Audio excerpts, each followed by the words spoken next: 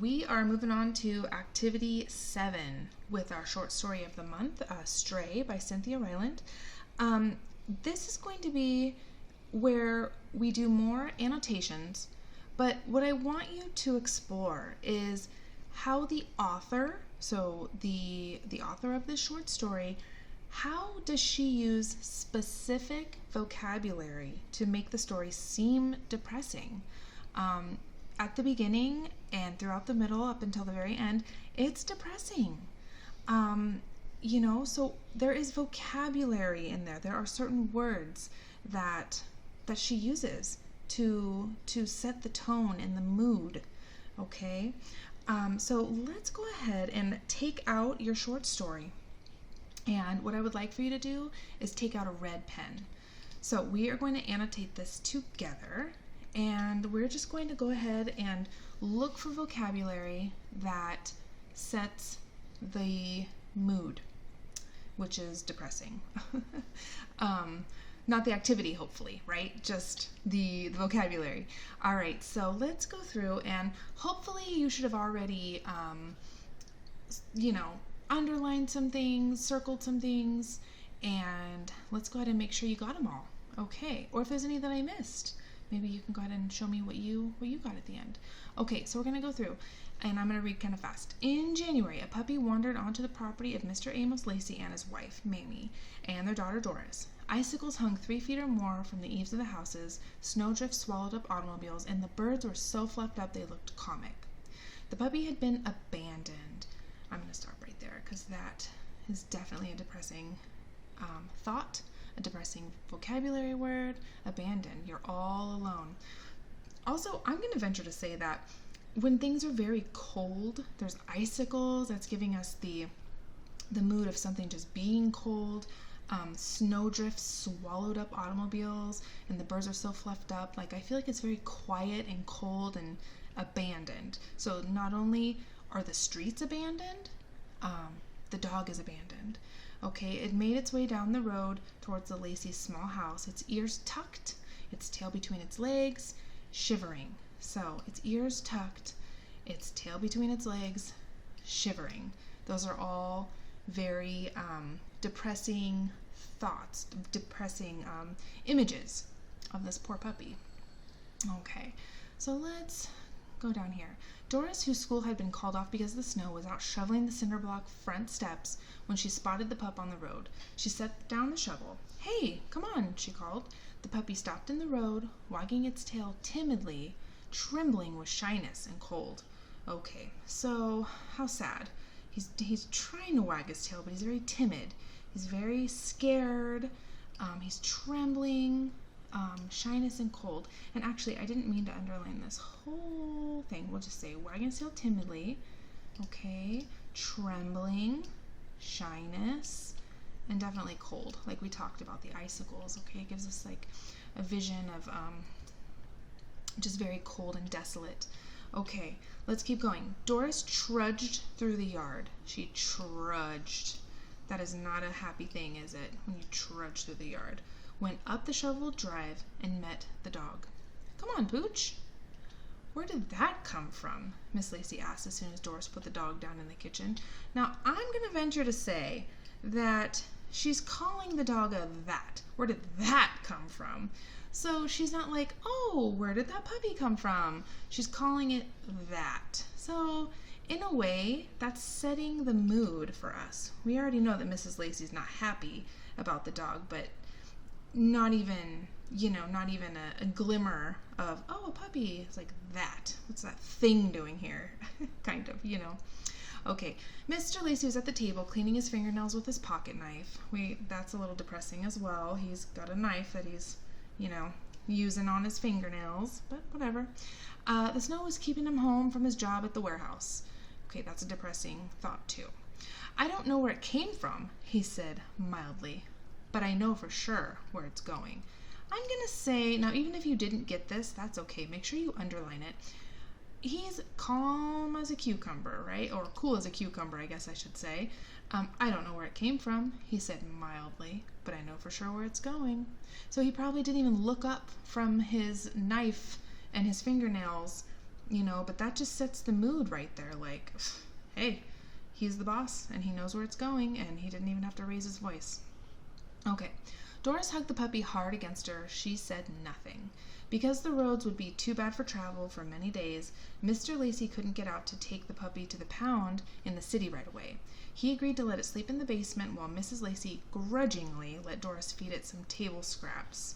Okay, grudgingly, we talked about that. She was not happy. She was holding a grudge, basically. Mrs. Lacey had a grudge against that dog and feeding it scraps. All right, we don't even call it food at this point. We're not even calling it dog food. We're just calling it scraps. So we get the mental image of just little pieces of food for this dog. All right, the woman was sensitive about throwing out food. By the looks of it, Doris figured the puppy was about 6 months old and on its way to being a big dog. She thought it might have some shepherd in it. All right, let's move on to page number 2. And we know I messed up on that, didn't I? Okay, 4 days, the puppy did not complain. It never cried in the night or howled at the wind. It didn't tear up everything in the basement. It wouldn't even follow Doris up the basement steps unless it was invited. It was a good dog. Several times Doris had opened the door in the kitchen that led to the basement and the puppy had been there, all stretched out on the top step. Doris knew it had wanted some company and that it had lain against the door, listening to the talk in the kitchen, smelling the food, being a part of things. It always wagged its tail, eyes all sleepy when she found it there. Even after a week had gone by, Doris didn't name the dog. She knew her parents wouldn't let her keep it, and her father made so little money, any pets were out of the question, and that the pup would definitely go back to the pound when the weather cleared. Still, she tried talking to him about the dog at dinner one night. She's a good dog, isn't she? Oh, see, it's so interesting. Here we see it's a she, and then later on I think we said it was a he. Anyways, Doris said, hoping one of them would agree with her. Her parents glanced at each other and went on eating. She's not much trouble, Doris added. I like her. She smiled at them, but they continued to ignore her. So here we have an image of little Doris, who's sitting down to dinner with her parents, and she's trying to, feel them out a little bit, and her parents are just ignoring her. So that sets the mood for sure. That's depressing, even though she knew she couldn't keep the dog, and I'm sure her parents love her very much, but they're just ignoring her, basically. So that's a little depressing. I figure she's real smart, Doris said to her mother. I could teach her things. Mrs. Lacey just shook her head. Okay, she just shook her head, and she stuffed a forkful of sweet potato in her mouth. So she shook her head. She stuffed her mouth so she couldn't talk to her again, basically ignoring her. Doris fell silent. So I'm going to say, it just took the wind right out of her sails, basically. She fell silent, praying the weather would never clear.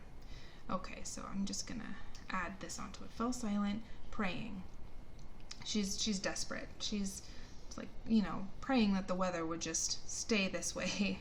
Okay, but on Saturday, 9 days after the dog had arrived, the sun was shining and the roads were plowed. Mr. Lacey opened up the trunk of his car and came into the house. Okay, and we know, I think that's further evidence that he does put the dog in the trunk. Let's see, Doris was sitting alone in the living room, hugging a pillow and rocking back and forth. So she was alone. She was, and I think what I'm going to do here is put a bracket, and hopefully your bracket looks better than mine, hugging a pillow and rocking back and forth on the edge of a chair. Okay, she is so sad that she, I don't know, here, she's just so sad. She's rocking back and forth, she's just hugging a pillow, she doesn't know what to do.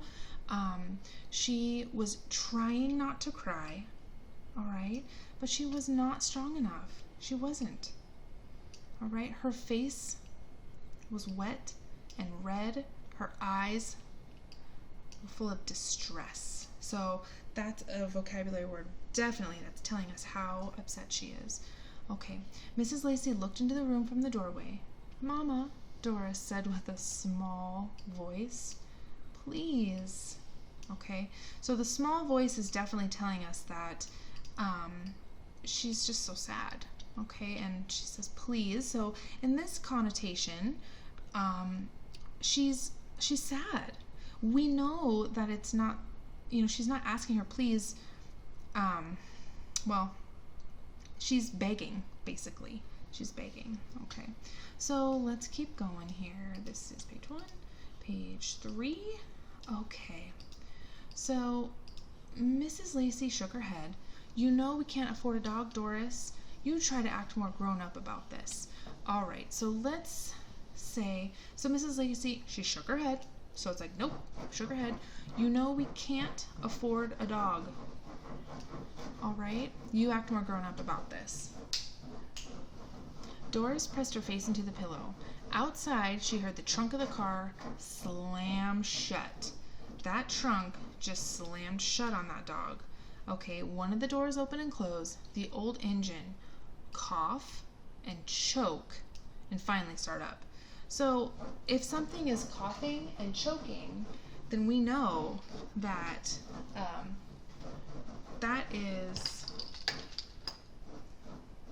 that's negative right there. Coughing and choking is never pleasant, so that's very depressing that they equate the sound of the car to coughing and choking. Okay, Daddy, she whispered, please. So this is very depressing right here. She's just whispering like please, and the dad can't hear her, so she's basically talking to herself. All right, she heard the car travel down the road, and though it was early afternoon, she could do nothing but go to bed. She cried herself to sleep, and her dreams were full of searching and searching for things lost. Okay, these are setting the mood for something very depressing, isn't it? All right. It was nearly night when she finally woke up, lying there like a stone. So she's just exhausted, motionless, no emotions, okay? So she's not moving, she has no emotion, she's just like a stone, She wondered if she would ever have anything, ever in her life have anything. She stared at the wall for a while. So she's just staring at the wall. She's a rock, no emotion. She's just staring there, or sitting there staring, But she started to feel hungry, and she knew she'd have to make herself get out of bed and eat some dinner. She wanted not to go into the kitchen past the basement door. She wanted not to face her parents. But she rose up heavily. Her parents were sitting at the table, dinner over, drinking coffee. They looked at her when she came in, but she kept her head down. No one spoke. So her head was down. She's very sad. She doesn't even want to see her parents, She doesn't even want to talk about it. And nobody talked again, ignoring everything, right? Doris made herself a glass of powdered milk and drank it down. Then she picked up a cold biscuit. There's that cold imagery again. All she's having for dinner is a cold biscuit that's been sitting there, and started out of the room. "You'd better feed that mutt before it dies of starvation," Mr. Lacey said. Doris turned around. "What?" "I said you better feed your dog. I figure it's looking for you." Doris put her hand to her mouth. "You didn't take her?" And let me see if I can pull up my last page.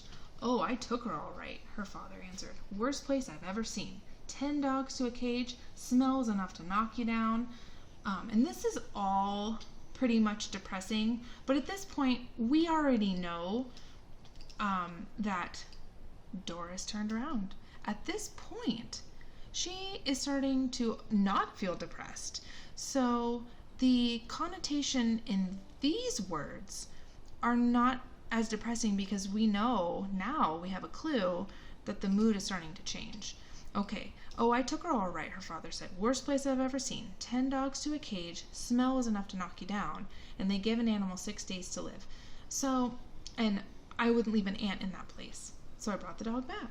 So all of this, even though he's talking about very depressing things, and we know that it's very depressing, but we have hope now because he didn't leave the dog. The dog had a second chance. So we're not feeling as depressed or depressed at all by reading these vocabulary in this connotation, are we?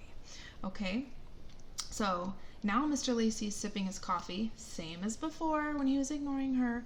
but we have a different feeling. These words are making us feel a little bit differently.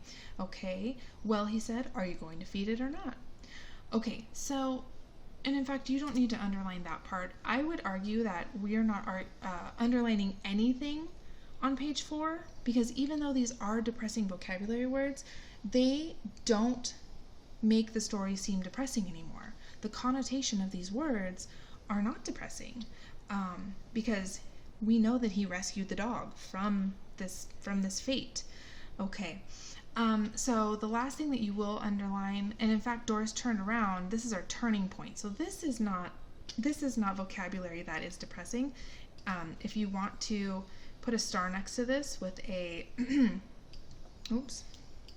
with a different color, you can. This is our turning point. Doris turned around. Okay, you better feed that mutt before it dies of starvation. That is basically the climax, because that's where things change. That's where things start to, come together right there. Okay, so that is it for annotating our vocabulary for the story, for the mood of the story.